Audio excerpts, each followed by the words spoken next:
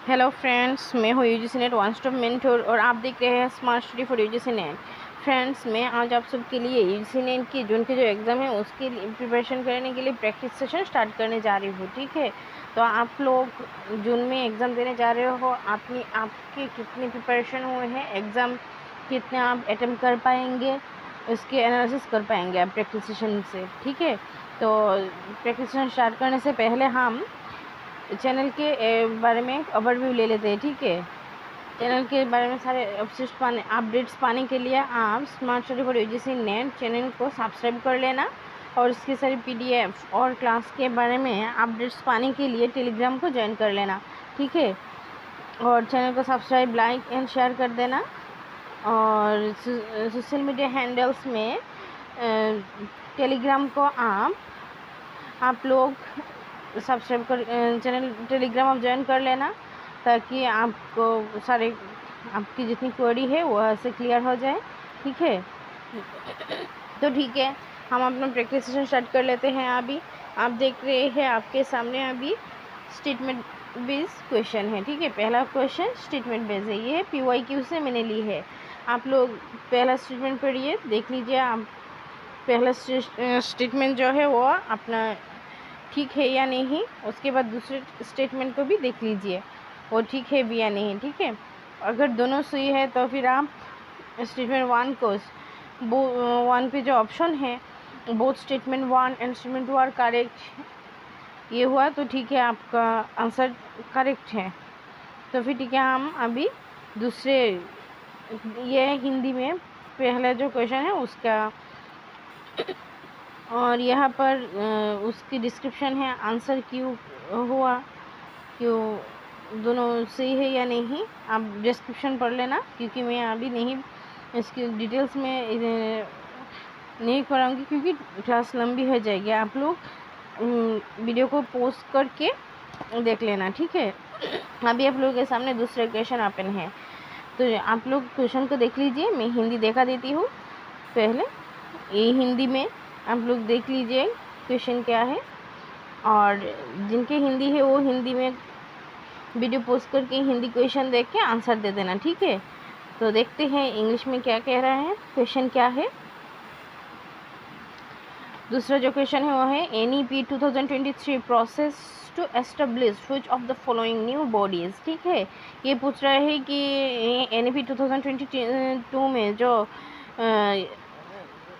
ये है उसमें कौन कौन से न्यू बॉडीज़ को इस्टेब्लिश की है। ठीक है, नंबर जो ऑप्शन है वो है SSA, पराग, IITI, नीति और NTA। इसमें से कौन सी, आप नीचे देख रहे हैं ऑप्शन दी गई है, इन ऑप्शन में से आप जो भी ऑप्शन है उसको कमेंट कर दीजिएगा। ठीक है, आप देख रहे हैं 1 में ACDE ओनली लिखा है, टू में BCE ओनली लिखा है, और 3 में ABC ओनली लिखा है, और 4 में BCD ओनली लिखा है। तो अभी आप लोग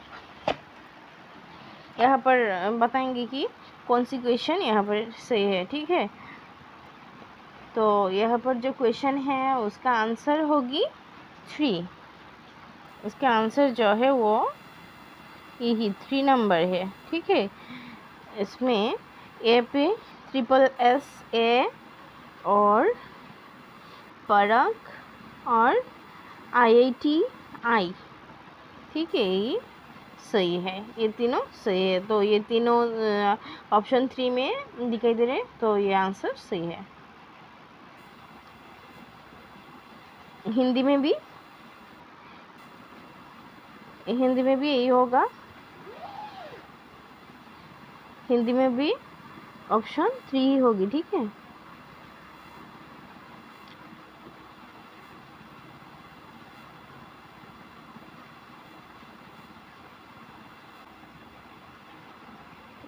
हिंदी में भी जो ऑप्शन होगा वो ऑप्शन 3 है। ठीक है, और उसके बाद के जो क्वेश्चन है वो अब देख लेते हैं। यहाँ पर आपको इंग्लिश में डिस्क्रिप्शन दी गई है, आप पढ़ लेना, और उसके बाद हिंदी में दी गई है, वो भी पढ़ लेना आप, क्योंकि मैं नहीं करांगी, मैं करांगी तो क्लास ज़्यादा लंबी हो जाएगी, ठीक है। उसके बाद क्वेश्चन देख लेते हैं हिंदी में।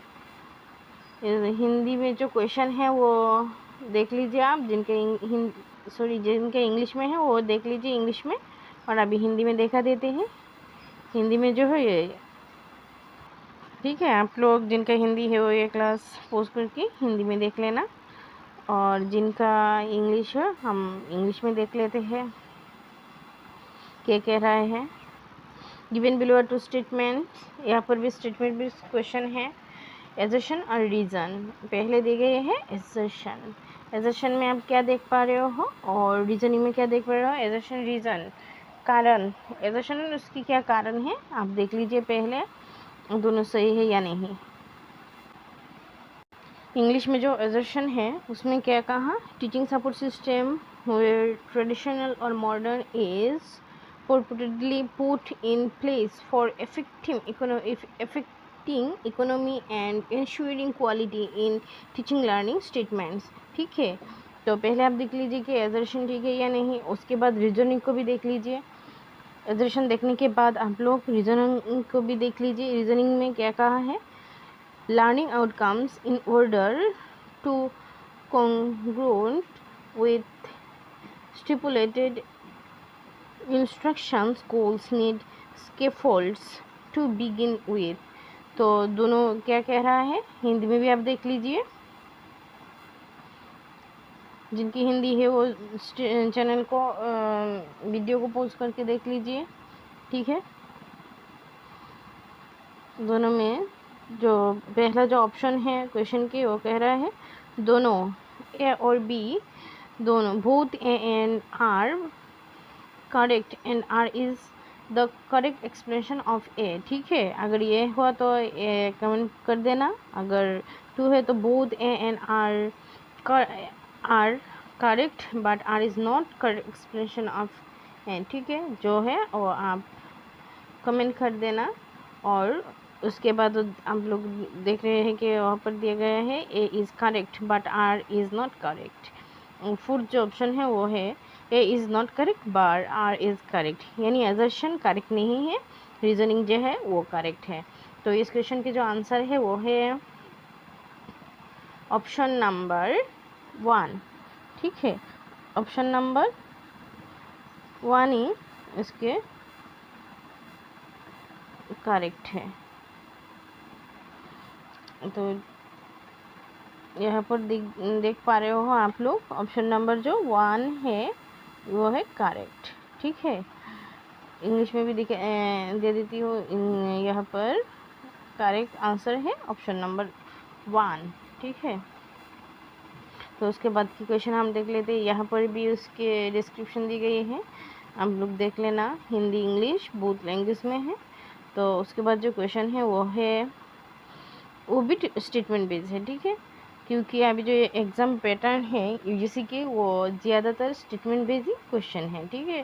तो यहाँ पर हम लोग देख रहे हैं इंग्लिश में, आप लोग हिंदी में भी देख लीजिए जिनके हिंदी है, ठीक है।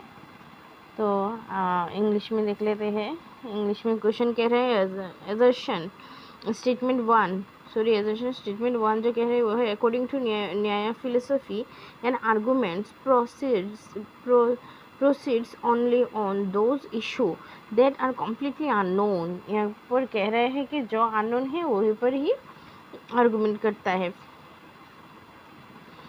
न्याय फिलोसफी, ठीक है। और स्टेटमेंट 2 जो है वो कह रहा है according to Nyaya philosophy and argument does not proceed on those issue that are well established. और यहाँ पर कह रहे हैं न्याय फिलोसफी उसके बारे में आर्गू नहीं करता जो वेल एस्टेब्लिश्ड है, ठीक है। तो नीचे आप लोगों को ऑप्शन दिखाई दे रही है। ऑप्शन 1 में both statement 1 and 2 are correct. 2 में जो ऑप्शन है वो कह रहे हैं कि both statement 1 and statement 2 are incorrect. Third में जो ऑप्शन है वो कह रहा है statement 1 is correct but statement 2 is incorrect. Fourth में कह रहा है statement 1 is incorrect but statement 2 is correct. तो फिर ठीक है, 4 नंबर जो इसमें जो क्वेश्चन है उसका जो आंसर है वो है ऑप्शन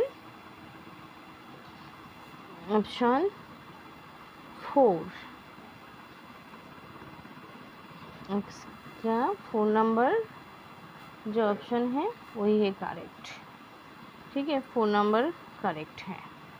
तो ठीक है, हिंदी में भी देख लेते हैं कौन से आंसर, यहाँ पर हिंदी में भी 4th ही है जो करेक्ट है। ठीक है, 4th ही क्वेश्चन ऑप्शन यहाँ पर भी करेक्ट है। ठीक है, आप लोग देख रहे हैं हिंदी, इंग्लिश और हिंदी में यहाँ पर डिस्क्रिप्शन दी गई है। तो 5th नंबर जो क्वेश्चन है वो है आपके सामने, हिंदी एंड इंग्लिश बोथ है आप लोगों के सामने। इंग्लिश में कह रहा है कि which of the following is an example of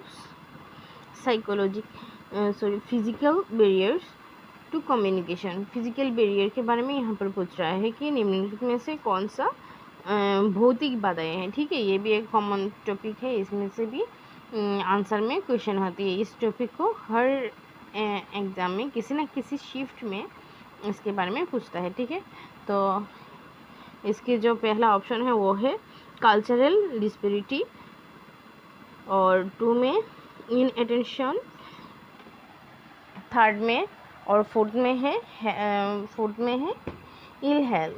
तो इसका जो आंसर है वो आप लोग कमेंट कर देना, और उसके बाद देख लेना उसकी जो आंसर है वो कौन सी सही है। यहाँ पर जो आंसर सही है ये है ऑप्शन नंबर 4। ठीक है, यहाँ पर जो आंसर है वो है ऑप्शन नंबर 4। ठीक है, तो इसके बाद क्वेश्चन हम देख लेते हैं। उसके बाद क्वेश्चन जो है वो कम्युनिकेशन से है। ठीक है, यहाँ पर पूछ रहे हैं इंग्लिश हिंदी बहुत लैंग्वेज में यहाँ पर है, आप देख लेना। इंग्लिश में कह रहे हैं वाई डू यू कम्युनिकेट, क्यों हम लोग कम्युनिकेट करते हैं। ठीक है, क्यों हम लोग कम्युनिकेट करते हैं। नीचे 5 ऑप्शन दी गई है, उसमें से कौन सी ठीक है वो देख के बाद में आप नीचे यहाँ पर जो ऑप्शन है, पहला ऑप्शन है फॉर सोशल इंटरेक्शन। हम लोग क्यों कम्युनिकेशन करते हैं, संचार की करते हैं सोशल इंटरेक्शन के लिए। For happiness shake, for messages to be understood, for sharing of experience, for protection of traditions। तो इन चारों ऑप्शन में से कौन से ऑप्शन सही है, आप देख के नीचे दी गई जो 4 ऑप्शन है उसमें कौन सी होगी आप देख लेना, वो कमेंट कर देना। ठीक है, यहाँ पर जो ऑप्शन है सही आंसर जो है वो है ऑप्शन नंबर 3। ऑप्शन नंबर 3 में सही ऑप्शन दी गई है। ठीक है, ऑप्शन नंबर जो 3 है वही है यहाँ पर सही। तो इसमें क्या क्या कह रहा है कि हम लोग कम्युनिकेशन की करते हैं फॉर सोशल इंटरेक्शन, सामाजिक संपर्क के लिए। ठीक है, ये भी सही है। दूसरा कह रहा है कि for messages to be understood, संदेश को समझने के लिए, ये भी सही है। हम सोशल सामाजिक संपर्क के लिए हम लोग कम्युनिकेशन करते हैं, किसी भी संदेश को समझने के लिए भी हम लोग कम्युनिकेट करते हैं। और 3rd में फॉर शेयरिंग एन एक्सपीरियंस, कोई भी एक्सपीरियंस शेयर करने के लिए हम कम्युनिकेट करते हैं। ठीक है, देख लेते यहाँ पर हिंदी में भी जो ऑप्शन है वो है ऑप्शन नंबर 3 सही है। ठीक है, तो ठीक है, दूसरे उसके बाद क्या है हम देख लेते हैं। उसके बाद भी स्टेटमेंट बेस्ड क्वेश्चन है, स्टेटमेंट 1 और स्टेटमेंट 2 दी गई है। आप लोग स्टेटमेंट 1 और स्टेटमेंट 2 को देख लीजिए कौन सा सही है। ये स्टेटमेंट 1 क्या कह रहे हैं देख लो, और उसके बाद स्टेटमेंट 2 को पहले ये देखना कि स्टेटमेंट 1 क्या सही है, उसके बाद देखना स्टेटमेंट 2 सही है या नहीं। इस तरह एक एक करके देख लेना। तो हम हिंदी भी देख लेते हैं, यहाँ पर हिंदी दिखाई दे रही है, आप लोग जिनकी हिंदी है वो हिंदी देख लेना। ठीक है, तो इंग्लिश में क्या कह रहा है, Action research is primarily to improve a given situation by a practitioner। ठीक है, और उसके बाद स्टेटमेंट 2 क्या कह रहा है, स्टेटमेंट 2 कह रहा है applied research is directed at exploring applicability of principles already established। ठीक है, तो ये दोनों में कौन सा सही है आप देख लेना। ऑप्शन, चार ऑप्शन में से कौन सा सही है। यहाँ पर चार ऑप्शन दी गई है, उसमें से पहला ऑप्शन क्या कह रहा है, both statement 1 and statement 2 is are correct, both statement 1 and are incorrect, 1 and 2 are incorrect, statement 1 is correct but statement 2 is incorrect, statement 1 is incorrect but statement 2 is correct। कौन से ऑप्शन सही है आप देख लेना। यहाँ पर जो ऑप्शन सही है वो है, आप कमेंट कर देना कौन से ऑप्शन सही है। तो यहाँ पर जो ऑप्शन सही है वो है ऑप्शन नंबर 1, ठीक है, ऑप्शन नंबर 1 ही सही है। हिंदी में भी हम लोग देख लेते हैं कौन से ऑप्शन सही है।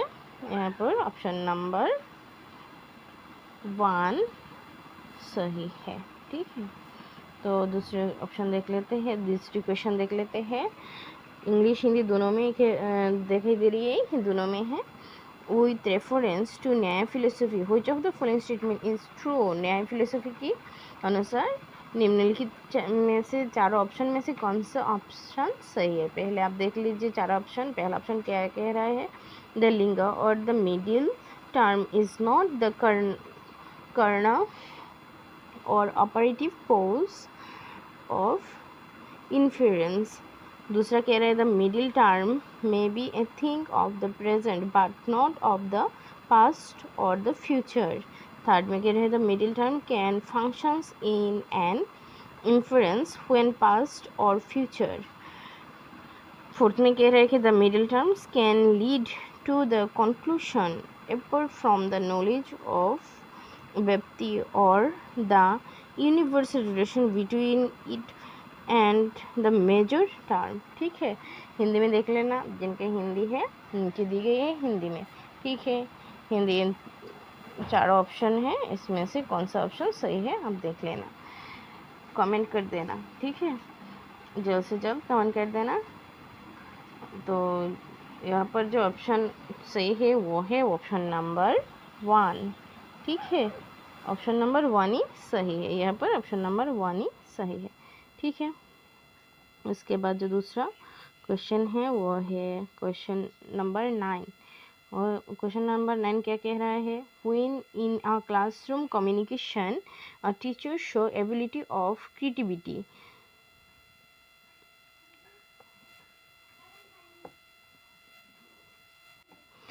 correlation and analysis, it belong to which category of skills। ठीक है, इनमें से 4 स्किल्स दी गई हैं, कौन सा स्किल सही है। जिनका हिंदी है वो हिंदी में देखे जल्द से जल्द कमेंट कर देना। तो 4 स्किल में से पहला कह रहे हैं thinking skills, expression skills, media utilization skills, human skills. 4 में से जो ऑप्शन सही है वो है ऑप्शन नंबर 1, ठीक है, ऑप्शन नंबर 1 ही सही है। जो नेक्स्ट क्वेश्चन देख लेते हैं, 10 नंबर क्वेश्चन कह रहे हैं कि identify the features of empirico inductive paradigm of research. Empirico inductive paradigm research के बारे में यहाँ पर पूछ रहे हैं। जिनकी हिंदी है वो हिंदी में देख लेना। तो इंग्लिश में क्या कह रहे हैं, research is concerned with the process rather than simply without comes or products। ठीक है, और ऑप्शन 2 बी में कह रहा है कि based on logical positivist philosophy which assumes a single objective reality। ठीक है, सी नंबर में कह रहे हैं researchers are concerned with what are called participants perspectives। और डी नंबर कह रहे हैं attempts to establish universal context free generalizations। ठीक है, इनमें से कौन से ऑप्शन सही है वो देख के नीचे यहाँ पर आपको आंसर लगानी होगी। ठीक है, ऑप्शन यहाँ पर दी गई है, इनमें से कौन सा आंसर होगा वो आपको देख लेनी है। ठीक है, यहाँ पर जो ऑप्शन है वो है 1 नंबर में दी गई है ए एंड बी, 2 नंबर में दी गई है B and C, 3rd number जो है उसमें दी गई है सी एंड डी, और फोर्थ जो ऑप्शन है उसमें दी गई है ए एंड सी। तो इनमें से जो करेक्ट आंसर है वो है ऑप्शन नंबर 4। ठीक है, ऑप्शन नंबर 4 ही करेक्ट है। हिंदी में भी देख लेते हैं, वहाँ पर भी ऑप्शन नंबर 4 ही करेक्ट होगा। ठीक है, तो नेक्स्ट क्वेश्चन हम देख लेते हैं। नेक्स्ट क्वेश्चन में क्या कह रहा है, यहाँ पर हिंदी और इंग्लिश बोथ लैंग्वेज में है। आप लोग जिनके हिंदी है देख लीजिए और जिनके इंग्लिश है वो भी देख लो। इंग्लिश में क्या कह रहा है, the waste components of waste categorized as trash consist of. तो ऑप्शन क्या दी गई है, paper, cardboard, cartoons.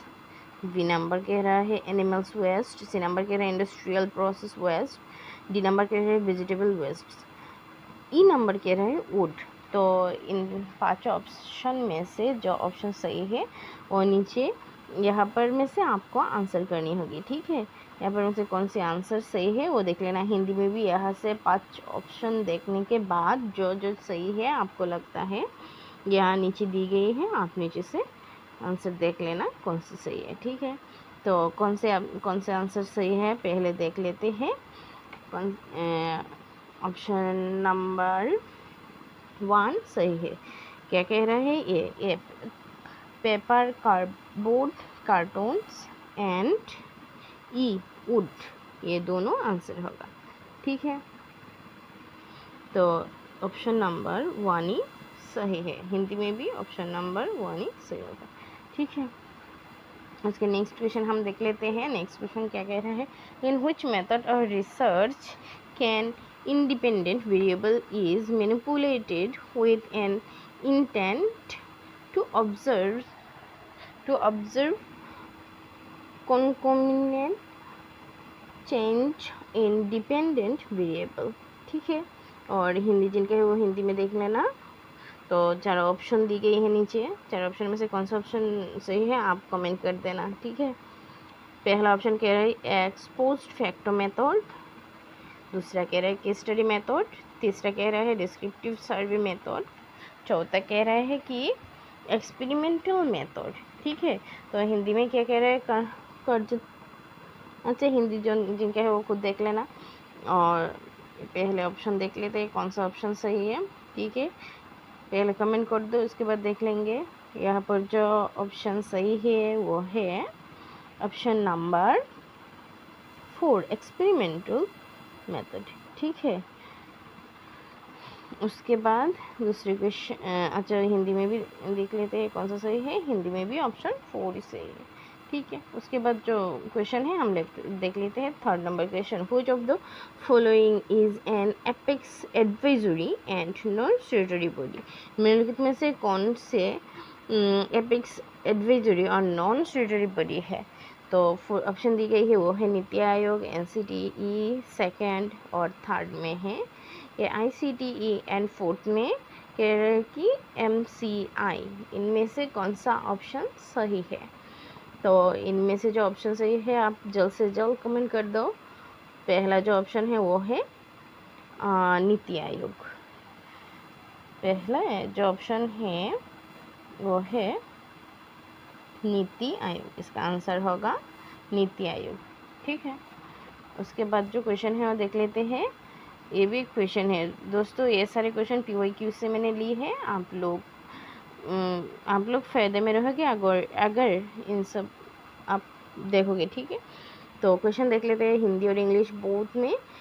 Which of the following is designated as key behavior of effectiveness of teaching is evident from researchers। ठीक है, तो क्या option दी गई है नीचे, using students idea and contribution, दूसरा कह रहा है स्ट्रक्चरिंग, तीसरा कह रहा है टीचर टास्क ओरिएंटेशन, चौथा कह रहा है टीचर इफेक्ट। तो आप लोग जिनके हिंदी हो वो हिंदी में आंसर क्वेश्चन दे के आंसर दे दो, जल्द से जल्द कमेंट कर दो। 14 क्वेश्चन का जो आंसर है वो है ऑप्शन नंबर 3 ठीक है। 14 क्वेश्चन का जो आंसर है वो है ऑप्शन नंबर 3। हिंदी में भी क्या होगा, टीचर टास्क ओरिएंटेड, वो है ऑप्शन नंबर 3 में शिक्षक कार्य अभिविन्यास। ठीक है। तो उसके बाद का जो 15 क्वेश्चन है वो है रीजनिंग के बेस पे। ठीक है, वो भी आईसीटी से। तो यहाँ पर क्या कह रहे हैं, 15 क्वेश्चन हिंदी और इंग्लिश बोथ लैंग्वेज में आप लोग देख लो क्या कह रहा है। The next number P in the sequence of binary number 0 10, जो नंबर है वो दी गई है 0 10 100 110 पी देखिए यहाँ पर पी में क्या होगा आपको बतानी है। ठीक है, तो 4 ऑप्शन दी गई है यहाँ पर। 4 ऑप्शन, पहला है 111, उसके बाद 1000, उसके बाद 1010, उसके बाद 1001। तो कौन सा ऑप्शन सही है। तो हिंदी में देख लेते हैं क्या कह रहा है। बाइनरी संख्या 0 10 100 110। देखिए पी के क्रम में अगली संख्या क्या है, पी में अगली संख्या क्या होगा आपको बतानी है। यहाँ पर भी सेम ऑप्शन है एज इट इज़। तो यहाँ पर कौन सा ऑप्शन सही है, वो है 1000। ऑप्शन नंबर 15 का जो ऑप्शन है वो है ऑप्शन नंबर 2। ठीक है, ये है सही है। कैसे ये सही हुआ इसके बारे में देख लेते हैं। इसके भी डिस्क्रिप्शन दी गई है, आप लोग देख लेना। यहाँ पर देखिए पहले क्या दिए गए हैं, वहाँ पर पहले दिया है ऑप्शन नंबर 0। ठीक है, उन लोगों ने पहले दिया है ऑप्शन नंबर 0, एक छोड़ के दिए है। यहाँ पर पहले दिया है उन लोगों ने ये इसके, उसके बाद दिया है 10, उसके बाद दिया है 100, उसके बाद दिया है 110, उसके बाद 1000। ठीक है, आप लोग सीक्वेंस देख लेना ये कैसे है। आप अगर आपको डिस्क्रिप्शन चाहिए तो अगले क्लास में जब मैं unit wise topic wise class करेंगे आपको बता दूंगी। ठीक है, आप लोग देख लेना इस यहाँ पर। और उसके बाद जो नेक्स्ट क्वेश्चन है वो देख लेते हैं। नेक्स्ट 16 नंबर जो क्वेश्चन है वो है इंग्लिश हिंदी बोथ लैंग्वेज में आपके सामने है। जिनके हिंदी वो हिंदी में देख लीजिए, जिनके इंग्लिश है वो इंग्लिश में देख लीजिए। ठीक है, हिंदी में इंग्लिश में क्या कह रहे हैं, who among the following was the first chairman of UGC. ठीक है, यूजीसी के फर्स्ट चेयरमैन के बारे में कह रहा है। निम्नलिखित में से यूजीसी के पहले अध्यक्ष कौन थे ये पूछ रहा है। ठीक है, तो कह रहा है पहला क्या कह रहा है, कबीर। दूसरा कह रहा है देशमुख, सीडी देशमुख। फिर उसके बाद में क्या ऑप्शन, 4 ऑप्शन आप देख लेना कौन सा ऑप्शन सही है। आप कमेंट कर दो, जितनी जल्दी हो सके कमेंट में बता दो। ठीक है, और देख लेते हैं उसका 16 जो क्वेश्चन है उसका आंसर क्या है। उसके जो आंसर है वो है सीडी देशमुख। ठीक है, यहाँ पर भी यही होगा सीडी देशमुख। ठीक है, तो नेक्स्ट क्वेश्चन देख लेते हैं। नेक्स्ट क्वेश्चन क्या कह रहे हैं, identify the correct word following computer memory types rank from slowest to fastest in term of access time. ठीक है, स्लोएस्ट निम्नलिखित में से कंप्यूटर मेमोरी के बारे में यहाँ पूछा है कि कौन सबसे ज़्यादा स्लो कौन है, वो पहले बता दो, और सबसे ज़्यादा हाईएस्ट वो बाद में सीक्वेंस वाइज बता देने के लिए कह रहा है। तो आंसर यहाँ पर आप लोग देख रहे, पहला है cache memory, CD ROM, hard disk, उसके बाद रैम, उसके बाद रजिस्टर। ठीक है, उसका जो आंसर है वो जल्द से जल्द कमेंट कर देना। उसका आंसर होगा ऑप्शन नंबर 3। ठीक है, सबसे जो स्लोएस्ट मेमोरी है वो है सीडी रोम, उसके बाद है हार्ड डिस्क, उसके बाद है रैम, उसके बाद कैश मेमोरी मोड, उसके बाद है registered.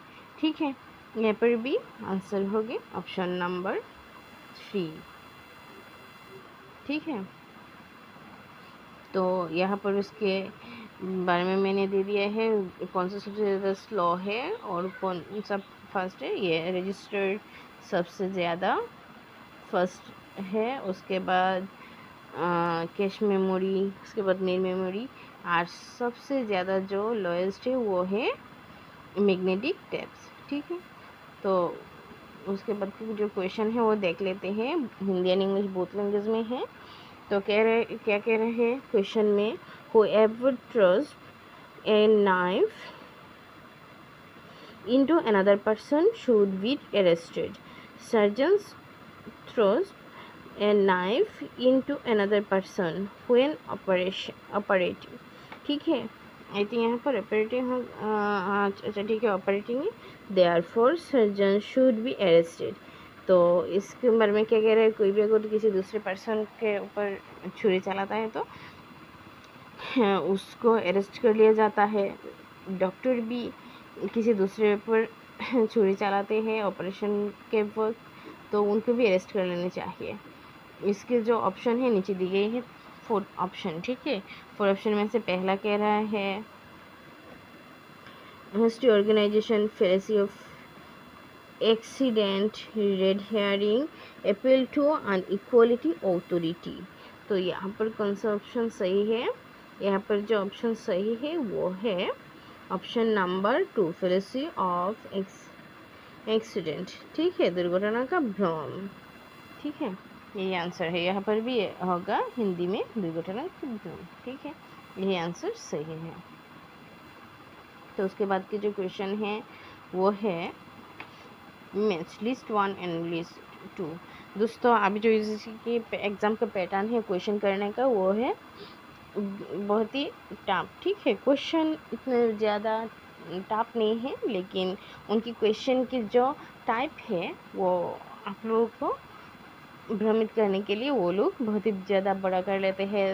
Assertion reason, list 1 list 2 और स्टेटमेंट 1 स्टेटमेंट 2 ऐसे करके क्वेश्चन को बड़ा कर देते हैं। ठीक है, और टाइम आप लोगों के टाइम को शर्त कर लेने के लिए। ठीक है, तो यहाँ पर क्या कह रहा है लिस्ट 1 में लिस्ट 2 को मिलाने के लिए। तो लिस्ट 1 क्या कह रहा है आप लोग देख लेना, हिंदी देख लेते हैं। हिंदी में भी सूची 1 को सूची 2 में मिलाने के लिए कह रहा है। ठीक है, सूची 1 में क्या है, सूची 2 में क्या है, और नीचे ये 1 से 2 को मिलाने के लिए कह रहा है। और नीचे दी गई जो ऑप्शन है उनमें से कौन सी ऑप्शन सही है आपको बतानी है। ठीक है, तो हिंदी इंग्लिश में, हिंदी में जिनके लैंग्वेज हिंदी है वो हिंदी में देख लीजिए, और हमारे जो इंग्लिश वाले जितने भी स्टूडेंट हैं उनके इंग्लिश में देख लेते हैं। ठीक है, तो इंग्लिश में लिस्ट 1 में क्या कह रहा है, लिस्ट 1 में कह रहे हैं मास कम्युनिकेशन। ये क्वेश्चन कम्युनिकेशन से है। उसके बाद कम्युनिकेशन क्या कह रहे हैं, इंटरपर्सनल कम्युनिकेशन, उसके बाद ग्रुप कम्युनिकेशन, उसके बाद इंटरपर्सनल कम्युनिकेशन। ठीक है, पहला क्या है मास कम्युनिकेशन, दूसरा इंट्रापर्सनल कम्युनिकेशन, उसके बाद ग्रुप कम्युनिकेशन, उसके बाद इंटरपर्सनल कम्युनिकेशन के बारे में कह रहे हैं। और लिस्ट 2 से कौन सा क्या होगा क्या आप लोगों को मैच करने के लिए कह रहे हैं। ठीक है, तो मास कम्युनिकेशन क्या है, ग्रुप कम्युनिकेशन क्या है, आप सब तो जानते हैं ग्रुप में स्टडी क्लास में ही होती है। तो ग्रुप कम्युनिकेशन क्या होगी, ऑप्शन सी जो है वो 2 होगी। ठीक है, क्लासरूम कम्युनिकेशन। ठीक है, इसकी जो ऑप्शन है सी का 2 और डी क्या कह रहे हैं, interpersonal communication. Interpersonal communication discussion, corridor discussion ये होगा। और मास कम्युनिकेशन क्या है, मास कम्युनिकेशन कह रहा है ए food for mechanical message transmission. जो हम लोग टीवी पर देखते हैं मास एक्स साथ में बहुत सारे लोगों को कनेक्ट किया जाता है, वो है मास कम्युनिकेशन। और बाकी रह गए इंट्रापर्सनल कम्युनिकेशन। इंट्रापर्सनल जो कम्युनिकेशन वो है for communicates with one self, जो लोग खुद से बातें करते हैं, हम लोग जब किसी चीज़ को लेके खुद से बातें करते हैं उससे कहते हैं इंट्रा पर्सनल कम्युनिकेशन, और किसी दूसरे के साथ 1 to 1 होकर जब बात करते हैं उससे कहते हैं इंटर पर्सनल। और ग्रुप कहते हैं, अगर हम लोग क्लास में जो ग्रुप करके स्टडी करते हैं उसे पढ़ाई करते हैं ना, उसे कहते हैं ग्रुप कम्युनिकेशन। और मास कम्युनिकेशन न्यूज़पेपर हो सकता है, यानी एक ही चीज़ से बहुत सारे लोगों तक संदेश पहुंचा देना, ठीक है। मास कम्युनिकेशन, जो लोग मंत्रियों के जो भाषण होते हैं ना, और मोदी जी की जो मन की बात होती है वो भी मास कम्युनिकेशन ही है। तो उसके बाद के को जो क्वेश्चन है वो क्या है, क्या कह रहे हैं उसको, ये भी, और ये तो हिंदी में है। इसके जो ऑप्शन है वो है ऑप्शन नंबर 1, ठीक है। जिनके हिंदी है वो देख लेना, यहाँ पर जो ऑप्शन है उसके आंसर है, इस क्वेश्चन के जो आंसर है वो है ऑप्शन नंबर 1, ठीक है। उसके बाद में देख लेते हैं जो क्या क्वेश्चन है, हिंदी इंग्लिश बोथ लैंग्वेज में आपके सामने है।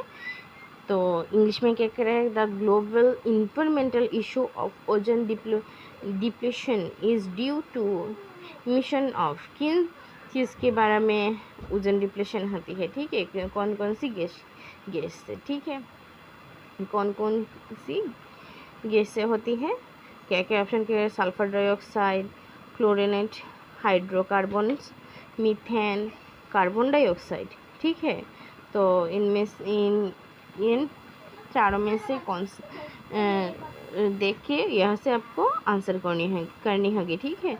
1 नंबर में क्या कह रहे हैं, ए एंड बी नंबर में कह रहे हैं 1 नंबर में कह रहे हैं कि A and B sulphur dioxide और क्लोरीनेशन हाइड्रोकार्बन से है, ठीक है। और बी नंबर कह रहे हैं कि 2 नंबर में कह रहे हैं ओनली बी ऑप्शन होगी आंसर। 3 नंबर में कह रहे हैं बी एंड डी होगी, क्लोरीनेट्स हाइड्रोकार्बन्स एंड कार्बन डाइऑक्साइड, ये दोनों होगी। और 4th में कह रहा है कि ए बी सी तीनों होगी।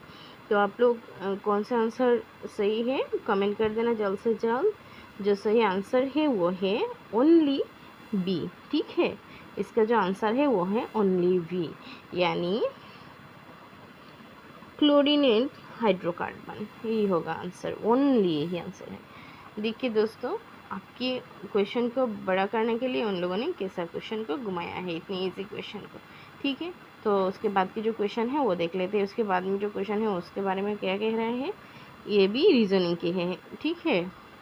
क्या कह रहा है रीजनिंग, स्मिता रोड हर स्कूटी नॉर्थवर्ड, स्मिता नॉर्थ के ओर अपने स्कूटी लेकर जा रही है। देन टर्न लेफ्ट, उसके बाद वो अपनी लेफ्ट में बाएं की ओर स्कूटी लेकर जा रही है। Then turn again her left 4 kilometre, उसके बाद उसने फिर से अपने लेफ्ट की ओर 4 किलोमीटर की जर्नी की है। तो उसके बाद क्या कह रहा है, she found her self exactly 2 kilometre west of her standing points. उसके बाद कह रहा है कि वो जहाँ से अपनी जाने स्टार्ट की थी वहाँ से सीधे वेस्ट के पश्चिम के ओर 2 किलोमीटर दूर वो अपने खुद को दिख रही है। तो वो starting points, how far did she ride northward, तो अभी पूछ रहे हैं कि वो नॉर्थ के और कितनी किलोमीटर जर्नी की है, ठीक है। तो इसकी जो ऑप्शन है वो ऑप्शन होगी ऑप्शन नंबर 4, ठीक है। दोस्तों क्या कह रहा है, ये यहाँ पर नॉर्थ है, यहाँ पर साउथ, ठीक है, यहाँ पर ईस्ट, यहाँ पर वेस्ट। तो यहाँ से स्मिता ने स्टार्ट किया जर्नी, यहाँ पर की, उसके बाद बाय ओर यहाँ गए, यहाँ पर 4 किलोमीटर यहाँ पर आई। तो यहाँ पर आने के बाद उसने अपने आप को देखा कि वो यहाँ से इस पॉइंट से इस पॉइंट को 2 किलोमीटर दूरी पर खड़ी है, ठीक है। तो ये पूछ रहे हैं कि नॉर्थ की ओर इस यहाँ की जर्नी कितनी दूर तक की है, तो ये है 4 किलोमीटर, क्योंकि उसकी यहाँ पर जो कह रहे हैं आपकी लेफ़्ट की ओर लास्ट यहाँ पर इस जगह पे 4 किलोमीटर उसने जर्नी की है। तो ठीक है, इसका आंसर आप लोग डिस्क्रिप्शन में भी देख लीजिए, यहाँ पर जो यहाँ पे मैंने उसकी डिस्क्रिप्शन में दे दी है, ठीक है। इसके जो आंसर आप देख लेना। उसके बाद जो क्वेश्चन नेक्स्ट क्वेश्चन है वो भी आपके सामने हिंदी एंड इंग्लिश में। दोस्तों ये NEP 2020 नेशनल एजुकेशनल जो पॉलिसी है, एजुकेशन पॉलिसी है, वो बहुत ही इम्पोर्टेंट है इस बार के लिए भी। देखिए ये बार बार रिपीट हो रहा है ये क्वेश्चन एक ही शिफ्ट में, ठीक है। तो क्या कह रहे हैं, the NEP 2020 propose to prepare which of the curriculum framework, कौन सी करिकुलम फ्रेमवर्क की प्रिपेयर की है उन लोगों ने, ठीक है। प्रपोज की है प्रिपेयर करने के लिए। तो ये कह रहे हैं, तो क्या ऑप्शन 1 ए में क्या कह रहा है, national curriculum framework for school education. B में कह रहे हैं national curriculum framework for adult education. C में कह रहे हैं national curriculum framework for teacher education. D में कह रहे हैं national curriculum framework for technical education. Fifth में कह रहे हैं कि national curriculum framework for vocational education. तो इन पाँचों में से कौन कौन से आंसर सही है, ये नीचे से आपको आंसर करनी होगी। 1, 2, 3 और 4 यह से आपको आंसर करनी होगी। दोस्तों जल्द से जल्द आप लोग आंसर कर दीजिए। यहाँ पर क्या आंसर कह रहे हैं, ऑप्शन नंबर 3 सही है, ठीक है। तो 3 में क्या कह रहे हैं, ABC। ए में क्या कह रहे हैं, national curriculum framework for school education. B में कह रहे हैं national curriculum framework for adult education. C में कह रहा है national curriculum framework for teacher education. ये तीनों सही है, ठीक है। हिंदी में भी ये तीनों सही होगा। तो यहाँ पर भी आंसर होगी 3, ठीक है, ऑप्शन नंबर 3। दोस्तों उसके बाद देख लेते हैं क्या ऑप्शन है। उसके बाद जो क्वेश्चन है वह गिवन बिलो आर 2 स्टेटमेंट। यहाँ पर भी एजर्शन रीजनिंग के बारे में दी गई है। एजर्शन, 2 एजर्शन और एक रीजनिंग। तो ठीक है, देखिए इतने देर तक तो हमने देखा है कि एक ही एजर्शन और एक ही रीजनिंग है, लेकिन यहाँ पर आप लोगों को देख पा रहे हैं कि आप लोगों को दिखाई दे रही है 2 एजर्शन और एक रीजनिंग। देखिए उन लोगों की क्वेश्चन की पैटर्न, ठीक है। इसलिए PY आप लोगों के लिए बहुत ही इंपॉर्टेंट होती है, ठीक है। तो एजर्शन, पहला एजर्शन में क्या कह रहे हैं,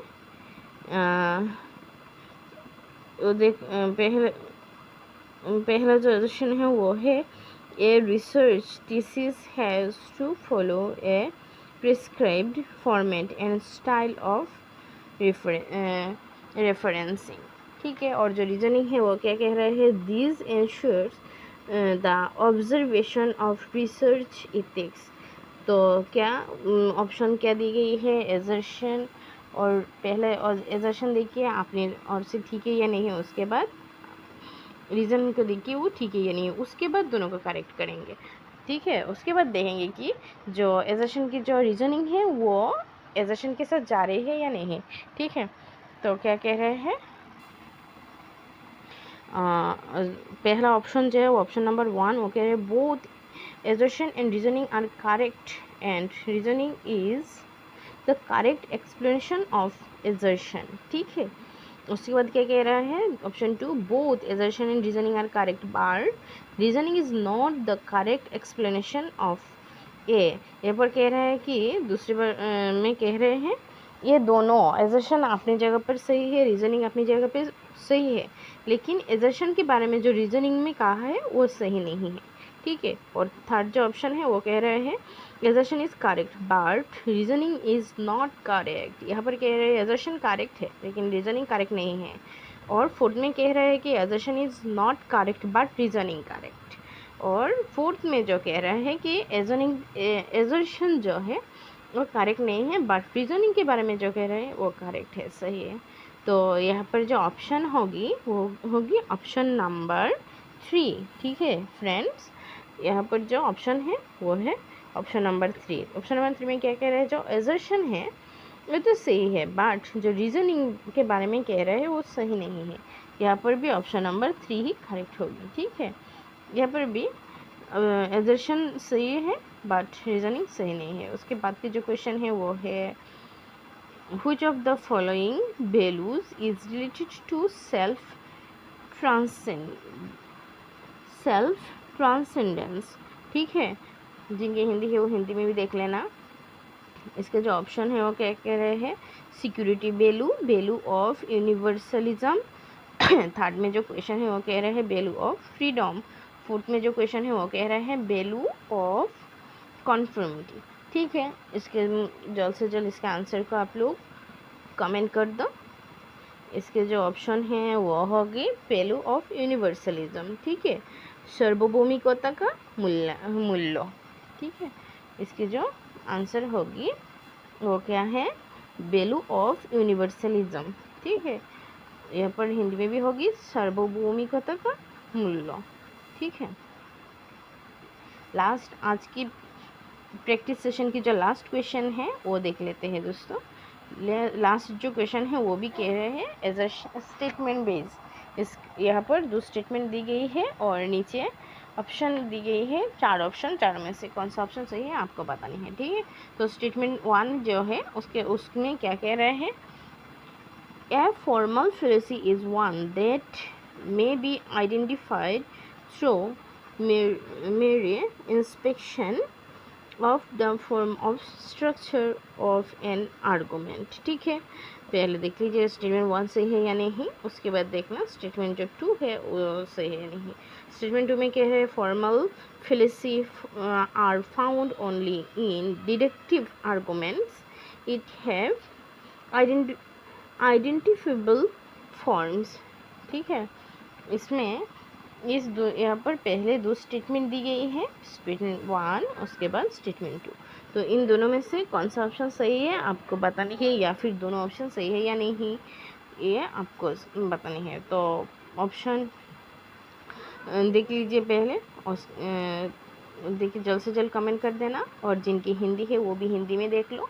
ठीक है, जल्द से जल्द कमेंट कर दो आंसर क्या होगी इसका आंसर। इसकी जो आंसर है पहले जो ऑप्शन है वो कह रहे हैं both statement 1 and statement 2 are correct, और ऑप्शन 2 में कह रहे हैं both statement 1 and statement 2 are false. Option 3 में कह रहे हैं statement 1 is true but statement 2 is false. इस ऑप्शन 4 में कह रहे हैं कि statement 1 is false but statement 2 is true. दोस्तों ये लास्ट क्वेश्चन है, इसके जो ऑप्शन हैं वो क्या आंसर क्या होगी वो जल्द से जल्द बता दो। इसके जो आंसर होगी वो होगी statement 1 and statement 2 both are true. ठीक है, ये आंसर होगी। स्टेटमेंट 1 में फॉर्मल फेलोसी के बारे में कह रही है, ठीक है, और दूसरे में भी फॉर्मल फेलोसी के डिडक्टिव के बारे में पूछ रही है। ठीक है दोस्तों, डिडक्टिव और इंडक्टिव एक ऐसी टॉपिक है, इससे में बहुत सारी शिफ्ट में क्वेश्चन होती है, ये भी बहुत ही कॉमन टॉपिक है। ठीक है, और हिंदी में जिनके है वो देख लेते हैं हिंदी में क्या है, देख लो जल्द से जल्द। हिंदी में भी आंसर जो है वो होगी ऑप्शन नंबर 1। ठीक है, ऑप्शन नंबर 1 ही करेक्ट होगी। ठीक है, ये आंसर सही है। तो फिर ठीक देख लेना आप लोग 25 क्वेश्चन में से कितने क्वेश्चन आप लोगों के सही हुए हैं। अगर इन 25 में से आप लोगों के कम से कम 18 या 20 क्वेश्चन सही है तो भी ठीक है, आप लोगों की टेंशन की कोई बात नहीं है। और फिर कम है तो ठीक है, आप भी टाइम है, आप लोग अपना प्रिपरेशन अच्छी तरह से कर लो, अब भी टाइम है।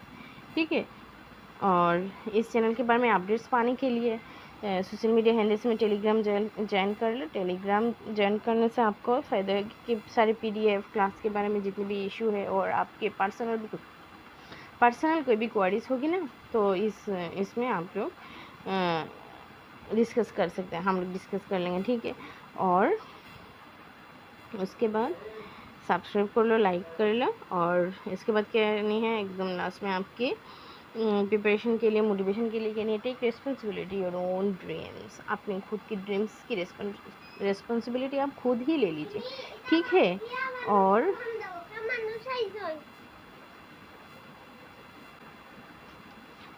ठीक है, अपने खुद की जो ड्रीम्स है, सपने हैं, उसकी रिस्पॉन्सिबिलिटी आप खुद को लेनी होगी। ठीक है, और लाइक शेयर कर देना, सब्सक्राइब कर देना, उसके बाद बेल आइकन के भी दबा लेना। ठीक है, ओके, थैंक यू।